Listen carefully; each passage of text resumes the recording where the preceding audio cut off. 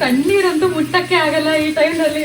ಜಪಾನಲ್ಲಿ ಇವಾಗ ಎಷ್ಟು ಚಳಿ ಇದೆ ಅಂತಂದ್ರೆ ನಾರ್ಮಲ್ ಬಟ್ಟೆ ಹಾಕೊಂಡು ಹೋಗಕ್ಕೆ ಆಗಲ್ಲ. ಇವತ್ತಿಲ್ಲಿ -2 ಡಿಗ್ರಿ ಇದೆ ಟೆಂಪರೇಚರು.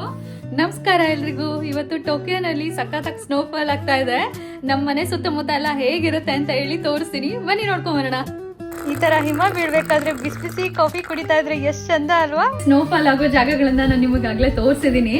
ಆದ್ರೆ ಟೋಕಿಯೋನಲ್ಲಿ ತುಂಬಾ ಕಡಿಮೆ, ಆದ್ರೂ ನಮ್ಮ ಮನೆ ಹತ್ರ ಆದ್ರೆ ಎಷ್ಟ್ ಚೆನ್ನಾಗಿ ಅನ್ಸುತ್ತೆ ಅಲ್ವಾ. ಬನ್ನಿ ಹೇಗಿದೆ ನಮ್ಮ ಮನೆ ಸುತ್ತಮುತ್ತ ಸ್ನೋನಲ್ಲಿ ಹೇಗ್ ಕಾಣಿಸುತ್ತೆ ಅಂತ ಎಲ್ಲ ನೋಡ್ಕೊಂಡ್ ಬರೋಣ. ಮನೆ ಒಳಗಡೆ AC ಇರೋದ್ರಿಂದ ಚಳಿ ಅಷ್ಟು ಗೊತ್ತಾಗೋದಿಲ್ಲ. ಬಾಗ್ಲಿ ತೆಗೆದ ತಕ್ಷಣ ತಣ್ಣಗ್ ಗಾಳಿ ಬೀಸ್ತಾ ಇದೆ. ಕಡೆ ಬಂದ್ರೆ ಎಲ್ಲೆಲ್ಲೂ ಬರೀ ಹಿಮನೇ ಕಾಣಿಸ್ತಾ ಇದೆ. ಮಕ್ಕಳಿಂದ ದೊಡ್ಡವರವರೆಗೂ ಎಲ್ಲರೂ ಎಂಜಾಯ್ ಮಾಡ್ತಾ ಇದ್ದಾರೆ. ಸೈಕಲ್ ನಿಲ್ಸಿರೋ ಜಾಗ ನೋಡಿ ಹೇಗ್ ಕಾಣಿಸ್ತಾ ಇದೆ.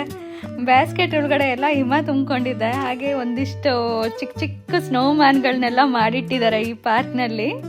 ಸ್ನೋನಲ್ಲಿ ಫೋಟೋ ಶೂಟ್ ಮಾಡಕ್ಕೆ ಅಂತ ಹೇಳಿ ತಮ್ಮ ಮುದ್ದಾದ ನಾಯಿ ಮರಿಗಳನ್ನು ಕರ್ಕೊಂಡ್ ಬಂದಿದ್ದಾರೆ.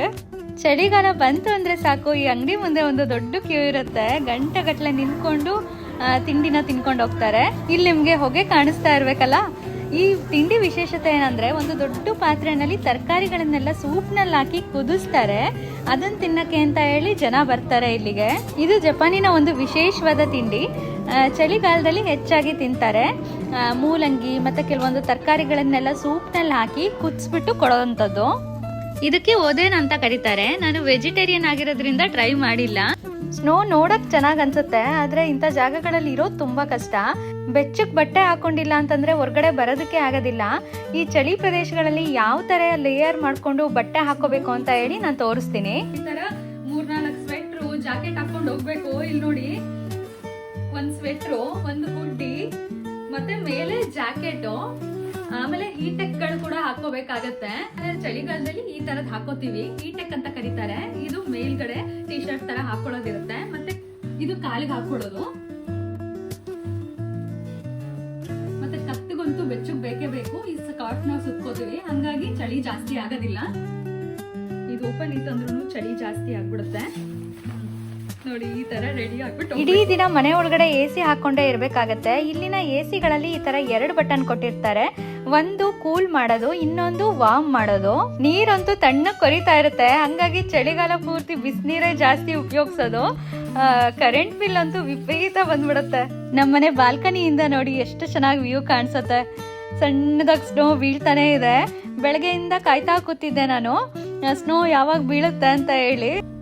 ಈ ಚಳಿಗಾಲದಲ್ಲಿ ಬಾಲ್ಕನಿಲಿರೋ ಗಿಡಗಳಿಗೆ ನೀರ್ ಹಾಕಕ್ ಹೋಗೋದು ಕಷ್ಟನೇ. ನೀರು ಕೊರಿತಾ ಇದೆ,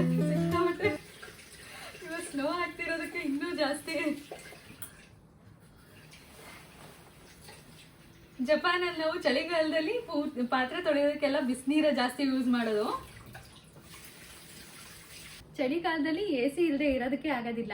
AC ಅಂತಂದ್ರೆ ಇಲ್ಲಿನ AC ಗಳಲ್ಲಿ 2 ಬಟನ್ ಕೊಟ್ಟಿರ್ತಾರೆ. ಒಂದು ಕೂಲ್ ಮಾಡೋದಕ್ಕೆ, ಮತ್ತೆ ಇನ್ನೊಂದು ಚಳಿಗಾಲದಲ್ಲಿ ವಾರ್ಮ್ ಮಾಡೋದಕ್ಕೆ ಅಂತ ಹೇಳಿ. ನೋಡಿ, ಈ ತರ 2 ಬಟನ್ ಇರುತ್ತೆ. ಇದು ಚಳಿಗಾಲದಲ್ಲಿ ಉಪಯೋಗಿಸೋದು, ಇದು ಬೇಸಿಗೆನಲ್ಲಿ ಕೂಲ್ ಮಾಡೋದಕ್ಕೆ ಅಂತ ಹೇಳಿ. ಟೋಕಿಯೋನಲ್ಲಿ ಅಷ್ಟೊಂದು ಸ್ನೋಫಾಲ್ ಆಗೋದಿಲ್ಲ. ವರ್ಷದಲ್ಲಿ 1 ದಿನ ಅಥವಾ 2 ದಿನ ಆಗುತ್ತೆ.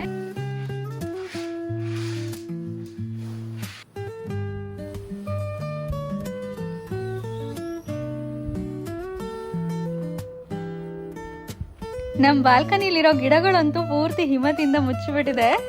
ಚೆಂಡು ಹೂವು, ಸಬ್ಬಸ್ಗೆ ಮತ್ತೆ ಬಸ್ಲೆ ಸೊಪ್ಪು ಎಲ್ಲ ಗಿಡದ ಮೇಲೆ ಬಿಳಿ ಬಣ್ಣ ಬಿದ್ದಿರೋದಕ್ಕೆ ಸಖತ್ತಾಗಿ ಕಾಣಿಸ್ತಾ ಇದೆ. ಸ್ವಲ್ಪ ಹೊತ್ತು ಬಾಲ್ಕನಿಲಿ ಕೂತ್ಕೊಂಡು ಹಿಮನ ನೋಡ್ತಾ ಇದ್ದೆ. ಚಳಿ ಜಾಸ್ತಿ ಆಯ್ತು ಅಂತ ಹೇಳಿ ಒಳಗಡೆ ಬಂದೆ ಇವಾಗ.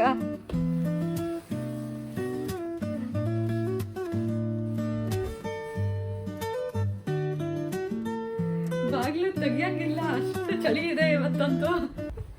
ಇವತ್ತು ಸ್ನೋ ದಿನ ಆಗಿರೋದ್ರಿಂದ ಬೆಳಗ್ಗೆನೆ ಸಾರು ಮತ್ತೆ ಪುದೀನ ಪಲಾವ್ ಎಲ್ಲ ಮಾಡಿಟ್ಬಿಟ್ಟಿದ್ದೆ. ಹಂಗಾಗಿ ನಾನು ಹೊರಗಡೆ ಹೋಗಿ ಆರಾಮಾಗಿ ಸ್ನೋನ ನೋಡ್ತಾ ಇದ್ದೀನಿ.